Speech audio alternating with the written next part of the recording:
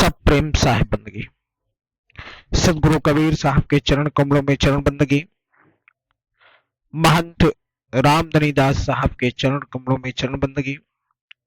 महंत धीरज दास साहब के चरण कमलों में चरण बंदगी।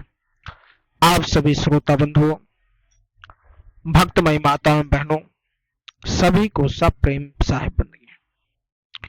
प्रिय श्रोता बंधुओं, आप सभी सदगुरु कबीर साहब की अनमोल वाणी को श्रवण कर रहे हैं। कबीर बीजक संसार के समस्त ज्ञान को प्रवाहित करने वाला उन शब्दों को आप सभी श्रवण कर रहे हैं, जिनसे आप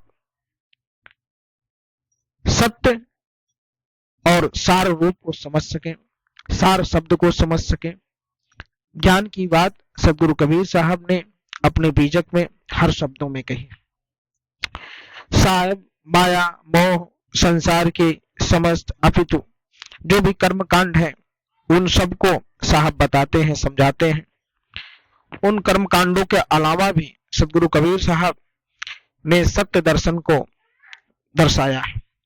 साहब कबीर के बीजक में रामायणी नंबर 10 में सदगुरु कबीर साहब कहते हैं, राही ले पिपराही बही, करगी आवत कहू न कही, आई करगी भव अजग गूता, जन्म जन्मयम पहरे भूता, भूता पहिर यम कीन समाना, तीन लोक में कीन बयाना, बांधु ब्रह्मा विष्णु महेशु, सुर नर मुनि और बांधु गणेशु, बांधे पावन पावक और नीरु, चांद सूर बांधो दो बीरु, साच मंत बांधे सब झारी, अमृत वस्तु न जाने नारी, अमृत वस्तु जाने नहीं, मगन भया सब लोए, कहाँ कबीर कामो नहीं, जीव ही मरण न होए। सदगुरु कबीर साहब कहते हैं कि संसार में मनुष्य पूजा इत्यादि उपासना भजन सत्संग तमाम प्रकार का पालन करता है। लोग उपासना का भी प्रयोग करते हैं, उस राह पर चलते हैं, उस मार्ग पर चलते हैं, और उनको मानने वाले देवताओं को, इन्हीं को कल्याणकारी समझ लेते हैं।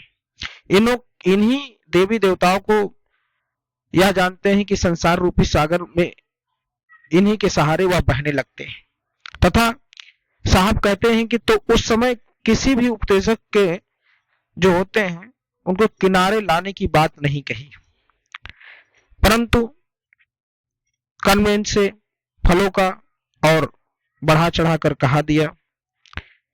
कभी कभी उपासकों ने अधिक आश्चर्य हुआ, बार बार उन्हीं के अधीन होकर उन्हीं में स्वयं रम गए। साहब कहते हैं बार बार उसी में रम जाते हैं, उपासक उसी में रम जाते हैं उपदेशकों के चक्कर में। वासना रूपी माया अपने हृदय से ही उठी। जो वासना रूपी माया है वह हृदय से ही उठती है और जीवों को ढक लिया। जो यमराज ने अपने पराक्रम से स्वांग रचाकर सबको अपना लिया। साहब कहते हैं तीनों लोकों में यही अपना साम्राज्य सरलता से फैला लिया और पूरे तीनों लोकों में आने जाने लगे। साहब ने आगे कहा, ब्रह्मा विष्णु शिव देवता नर मुनि और गणेश सबको अपने बेड़ियों में जकड़ लिया। तब प्राकृतिक जो कहते हैं ना, नर जीव की बात ही क्या है। साहब कहते हैं देवी देवता गण असुर गण कोई भी ऐसा नहीं बचा जो कि इस माया मोहनी से बच सके। इस माया ने सबको जकड़ लिया है। और इस प्रकार से साहब कहते हैं ना कि हवा अग्नि जल चंद्रमा और सूर्य अपने प्राकृतिक नियमों से बंधे हैं। साहब आगे भी कहते हैं कि जल जो है वह अपने प्राकृतिक नियम से बंधा है,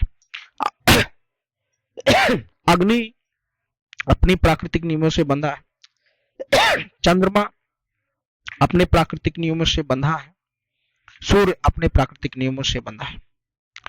कर्म फल भोग शक्ति सत्य विचारहीन होने से सच्चे जीव के असंख्य मात्रों में बांध डाला है।